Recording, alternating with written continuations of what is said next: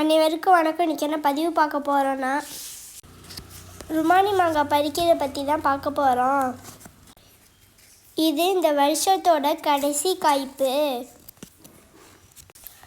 மழை பெய்ய ஆரம்பிச்சிட்டு அதனால நாங்கள்லாம் காயை பறிக்க ஆரம்பிச்சிட்டோம்.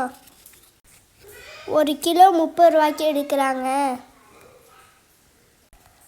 ஆனால் வெளி மார்க்கெட்டில் ரேட்டு அதிகமாக போகும். இதுக்கு மேலே இந்த காயெல்லாம் வச்சுருந்துச்சுன்னா மழை தண்ணி படுத்து கழுப்பு விழுந்துடும். அதனால பறித்து விற்கிறோம். இந்த வீடியோ பிடிச்சிருந்தா லைக் பண்ணுங்கள், ஷேர் பண்ணுங்கள், மறக்காமல் சப்ஸ்கிரைப் பண்ணுங்கள். நிறையா வீடியோ போடுற 5000 சப்ஸ்கிரைப்ஸ் பிடிச்சிருக்கேன்.